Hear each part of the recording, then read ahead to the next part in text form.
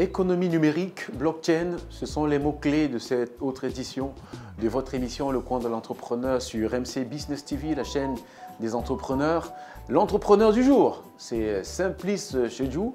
Il est le promoteur de Senasal. C'est une société d'économie numérique africaine qui fait dans la promotion de la technologie de la blockchain et surtout de la crypto-devise. Il va nous en livrer le bien fondé dans cette autre édition de votre émission préférée. Si vous voulez, on va à sa rencontre.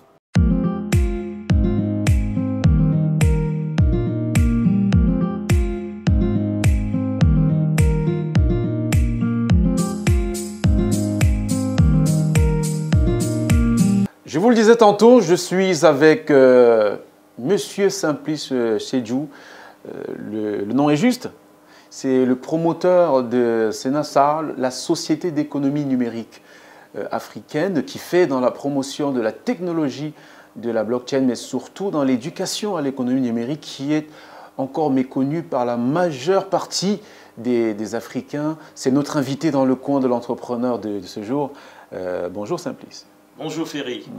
D'entrée de jeu, est-ce qu'on peut se tutoyer dans cette émission? Bien sûr, on peut se tutoyer sans problème. Ouais, ça m'arrange, c'est plus détendu comme ça.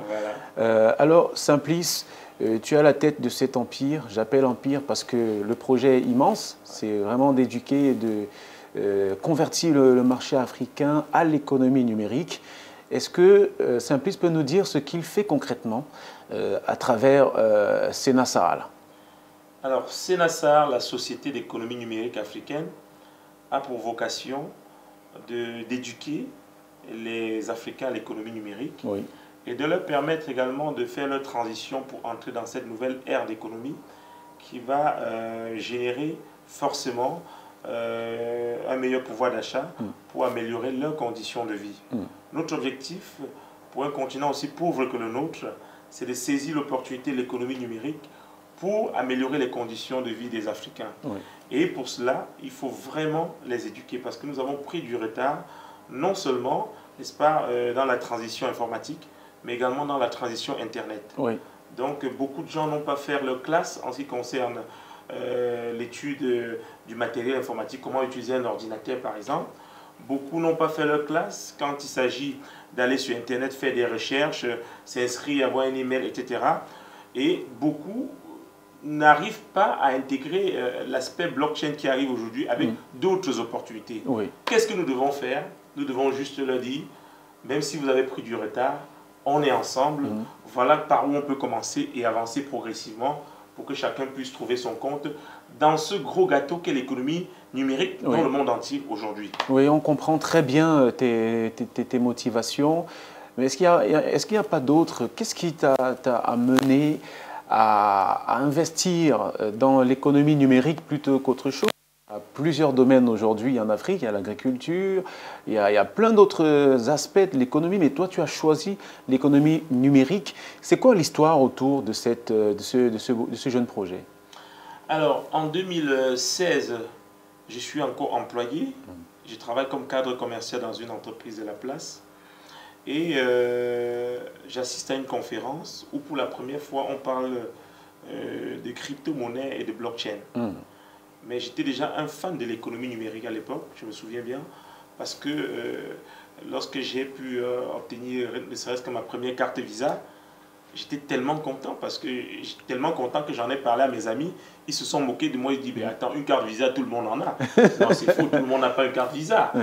Même jusqu'à aujourd'hui, tout le monde n'a pas une carte Visa. Mais je vais dire, c'est une petite victoire déjà d'avoir une carte Visa, d'aller au distributeur et d'insérer et de retirer de l'argent. J'étais tellement content, tu vois. Donc, j'ai été tout fan de l'économie numérique, de l'innovation en général. Je n'ai pas peur du changement. J'aime embrasser le changement, le comprendre et tirer toutes les opportunités qui s'y trouvent. C'est pour ça que lorsque j'assiste à cette conférence en août 2016 sur la blockchain et les crypto-monnaies, j'étais vraiment assommé positivement. Et quand je rentre à la maison, puisque j'avais un accès Internet illimité, je fais des recherches et qu'est-ce que je constate? Je constate que la blockchain et les crypto-monnaies sont nées depuis plus de 7 ans et que nous ne sommes pas au courant. Les Africains ne sont pas au courant. En plus de cela, de nombreuses personnes dans le monde se sont enrichies avec Oui. J'en cite quelques exemples. Il y a des milliardaires bien connus comme Bill Gates. Oui. Ils disent d'ailleurs que la crypto-monnaie, c'est l'avenir de la monnaie. Eh bien, ils ont construit des mines pour miner le Bitcoin. D'accord. Aujourd'hui, ils sont devenus encore plus riches qu'avant. Oui. Sur le plan régional africain, il y a, je ne veux pas le citer, c'est un président d'une banque de la place qui est très porté sur le projet. D'accord. On connaît aussi le projet Econ City au Sénégal. Exactement, qui va être adossé à une crypto-monnaie qu'on appelle Ecoin. Ecoin, oui. Bref, je veux dire, nous sommes dans un nouveau monde et quand j'ai constaté que les Africains n'étaient pas au fait, alors que le Bitcoin à cette époque-là valait 600 $, j'ai démissionné parce que j'ai senti un appel pour partager cette information avec la plupart des Africains.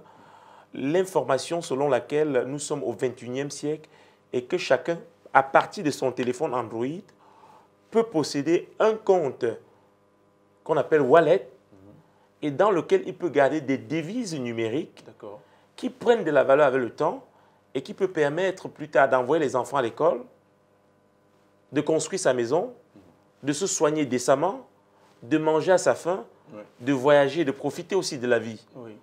Les Africains ont aussi droit à ces genres de vie que les autres personnes sur d'autres continents vivent.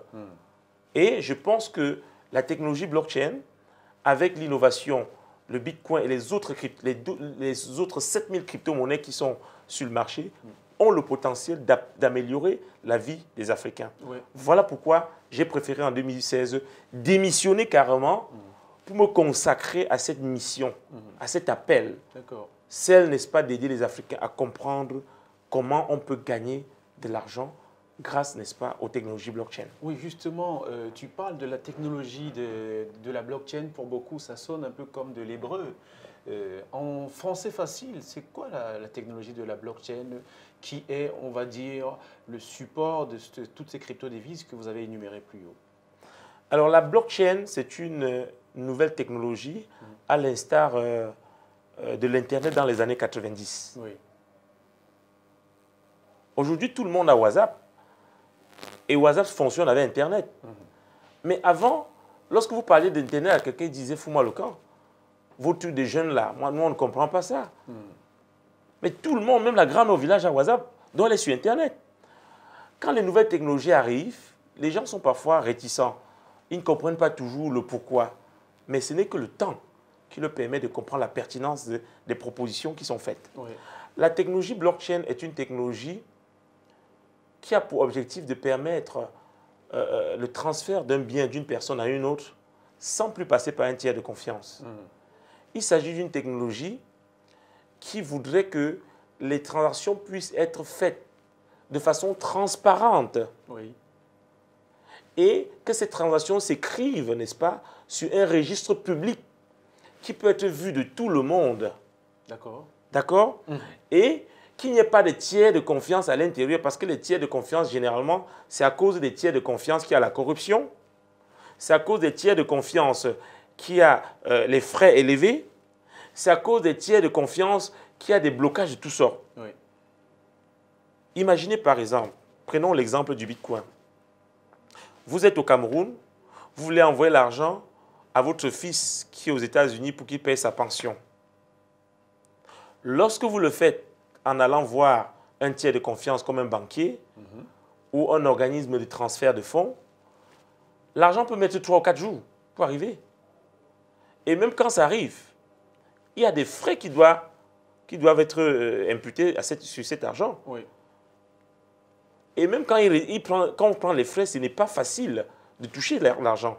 Moi, j'ai fait l'expérience, quelqu'un m'a envoyé un MoneyGram depuis les États-Unis pour que je touche ici 640 000. Il m'a fallu une semaine pour toucher cet argent. Or, grâce à la technologie blockchain et avec un compte blockchain, la personne qui veut envoyer l'argent pour la scolarité de l'enfant aux États-Unis envoie d'un trait et l'argent arrive sur le téléphone de l'enfant. Il va dans un des 10 000 distributeurs automatiques Bitcoin qui sont aux États-Unis, il scanne jusqu'au le code et les dollars sortent et l'enfant va s'inscrire. C'est tout. Donc, c'est une technologie nouvelle qui voudrait que les tiers de confiance soient mis de côté et que leur rôle soit désormais joué par une multitude d'ordinateurs interconnectés dans le monde pour certifier les transactions entre les individus. Oui, ça a l'air un peu compliqué, mais on finira par comprendre parce que c'est nouveau à l'échelle africaine, mais c'est cette technologie de la blockchain qui a donné naissance à toutes les crypto-devises que nous connaissons aujourd'hui. Alors, Simplice, c'est quoi le bien fondé des crypto-devises dans le contexte africain? Est-ce que c'est nécessaire? Alors, dans le contexte... Face à la monnaie classique, la monnaie fiduciaire que nous connaissons tous. Alors, dans le contexte africain, c'est très important. D'autant plus important que la plupart des pays africains n'ont même pas leur propre monnaie. Je reprends les propos de Christine Lagarde au sommet de Londres en 2017. Elle dit ceci: « Il est de très mauvais augure de mal regarder les crypto-monnaies, car les crypto-monnaies ont la possibilité de permettre aux pays africains de sortir de la pauvreté. » Elle dit ceci: « Ces pays-là n'ont pas leur propre monnaie. Et en plus, les pays africains sont sous-bancarisés, c'est-à-dire qu'il n'y a pas beaucoup de personnes qui ont un compte bancaire en Afrique. On est très, très sous-bancarisé. D'après certains chiffres du FMI, eh bien, moins de 20% des Africains ont un compte bancaire. Est-ce que tu comprends ça, Ferry? Très bien. C'est-à-dire qu'ils sont hors du circuit économique. Mais grâce aux crypto-monnaies, cette donne peut changer parce que désormais, ils auront un téléphone Android et ils peuvent donc utiliser leur téléphone Android pour créer un compte blockchain et participer à l'économie mondiale. D'accord. Et la cerise sur le gâteau, c'est que le Bitcoin et les autres crypto-monnaies, la technologie blockchain vient restaurer une forme de justice monétaire.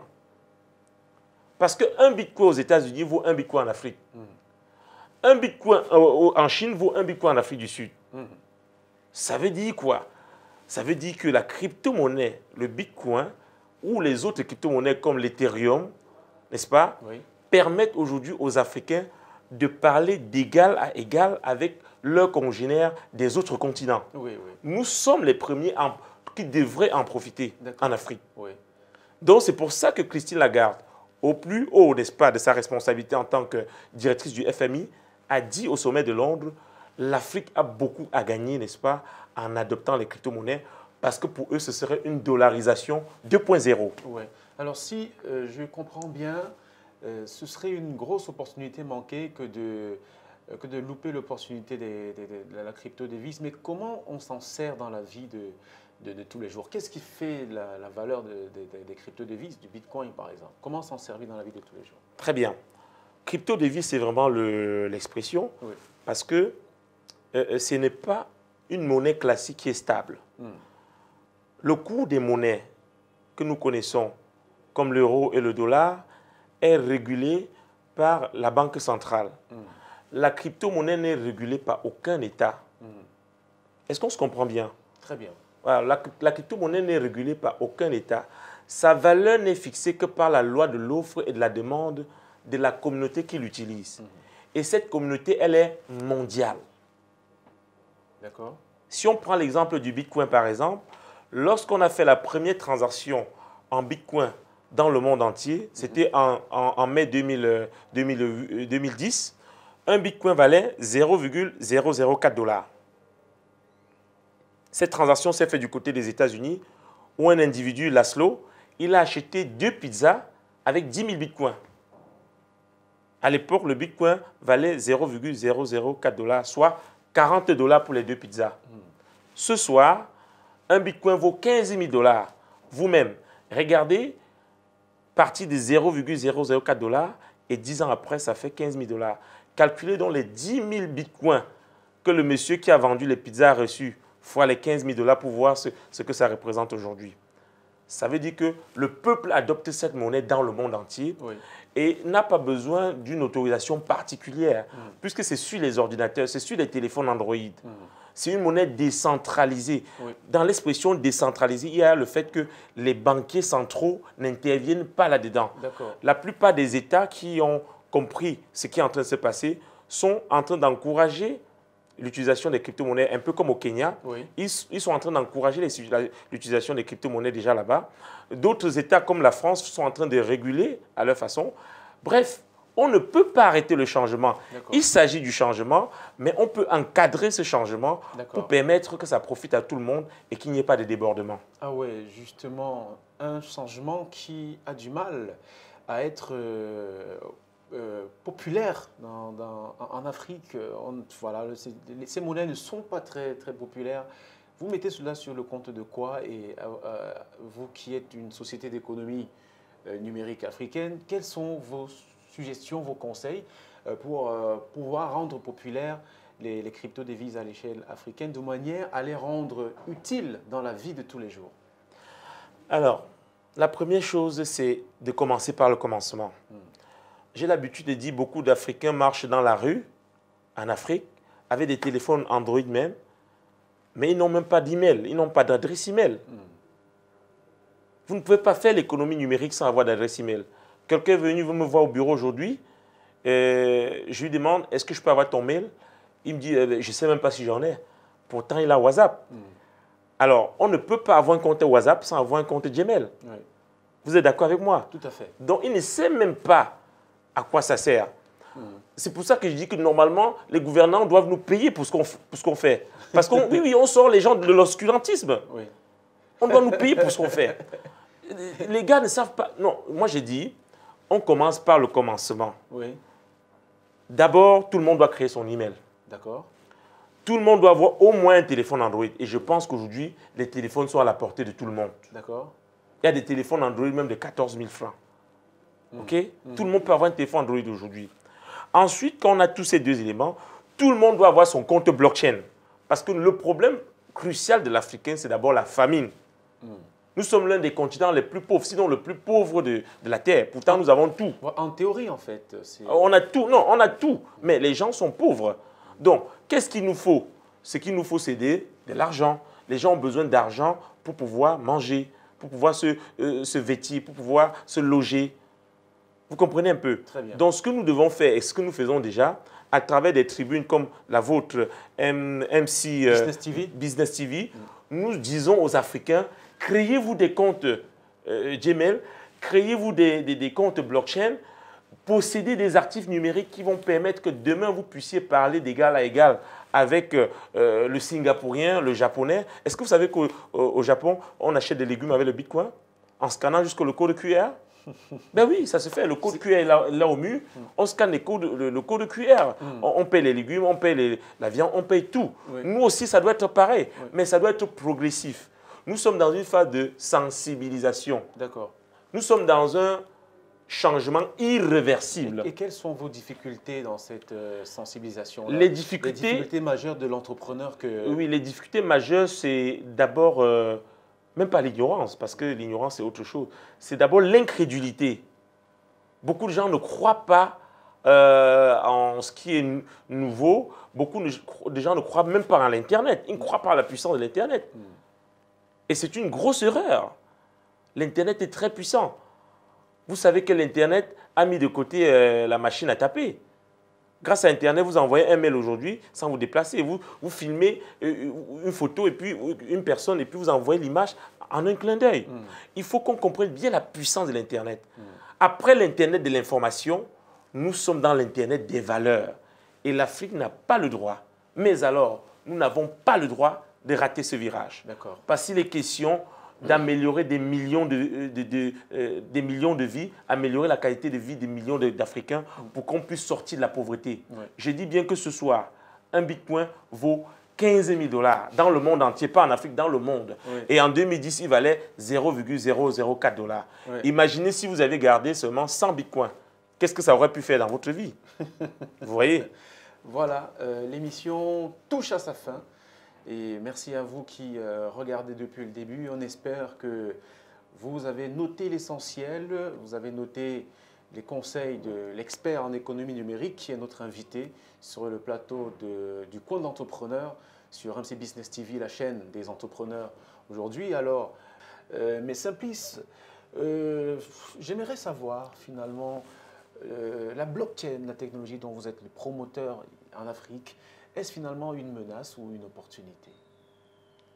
La blockchain, c'est une grosse opportunité, bien entendu.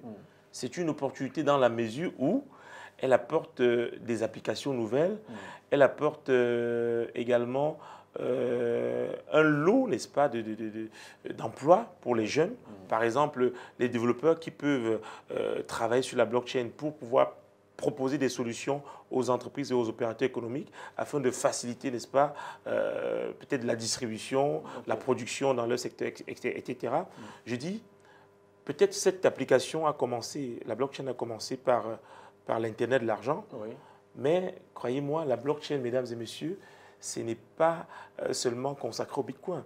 La blockchain va interférer, parce qu'on appelle ça une technologie disruptive, donc une technologie qui vient remettre en question les fonctionnements dans tous les secteurs d'activité, que ce soit dans le domaine notarié, que ce soit dans le domaine immobilier, que ce soit dans le domaine de l'assurance, que ce soit dans le domaine bancaire, comme on le voit déjà, que ce soit dans le domaine de la certification des diplômes. Bref, avec la blockchain, croyez-moi, dans le futur, beaucoup de fraude va disparaître. Justement. Beaucoup de fraude va disparaître. Et mon plus grand rêve, Ferry, ce serait que chaque Africain ait son compte blockchain, d'abord pour posséder les devises numériques que sont les crypto-monnaies. Parce que quand vous allez posséder ces crypto-monnaies, demain, un Africain pourra parler d'égal à égal avec un Américain. Parler d'égal à égal, oui. Parce que je n'ai jamais trop compris pourquoi, de toutes les façons, je dois prendre 1 euro, je te donne, tu comptes 657 pour me donner. Il y a quelque chose qui ne va pas. Mais si je te prends un bitcoin, je te donne, toi, tu me remets un bitcoin, ça va. On est à l'égalité. Nous sommes dans une transition qui devrait permettre aux Africains de sortir, n'est-ce pas, de l'enclavement financier avec la blockchain. Parce que le jeune Africain, le jeune Malien, le jeune Sénégalais, le jeune Kenyan qui possède des crypto-monnaies va parler d'égal à égal avec le gars qui est aux États-Unis, le gars qui est au Japon, le gars qui est à Singapour, le gars qui est en Chine. Exactement. Là, nous sommes dans une inclusion financière globale. C'est pour ça que je dis que la blockchain et le Bitcoin ainsi que les crypto-monnaies qui sont aux alentours viennent pour permettre, n'est-ce pas, à tout le monde entier d'être sur le même piédestal en matière financière. C'est le nivellement, c'est une économie futuriste, ce sont des monnaies futuristes, mais c'est déjà demain aujourd'hui. Alors, Simplice, le mot de fin, est-ce qu'il y a un dernier conseil en tant qu'entrepreneur pour la jeunesse africaine qui nous regarde? Ce sera le mot de fin de cette autre émission du Coin de l'Entrepreneur. Alors, bon conseil à tous les jeunes Africains. Créez votre compte Bitcoin. Nous allons faire des tutos qu'on va vous envoyer sur la chaîne pour que vous puissiez créer vos comptes Bitcoin. Et une fois que vous les avez créés, achetez votre compte blockchain, autant pour moi. Une fois que vous avez votre compte blockchain, achetez du Tether, achetez des Bitcoins Cash, des Stellar, des Ripple. Achetez tous ces crypto-devises et gardez-les. Gardez bien vos mots de passe et gardez bien vos liens. Ne les perdez pas. Et surtout, ne les enlevez pas pour donner à quelqu'un d'autre. Parce que si vous les enlevez pour investir dans d'autres plateformes qui sont des scams, on va vous les voler. Gardez-les soigneusement et chaque fois, amassez votre or au fur et à mesure. Gardez-les et rendez-vous dans 5 ans. Merci Simplice d'avoir accepté. C'est moi qui te remercie. L'invitation du Coin de l'Entrepreneur pour partager ton savoir sur l'économie numérique en général et surtout la technologie de la blockchain en particulier. On va vous remercier de nous avoir regardés. Abonnez-vous à la chaîne, activez la cloche de notification pour ne pas louper la prochaine édition de votre émission Le Coin de l'Entrepreneur. Ciao, ciao. Au revoir.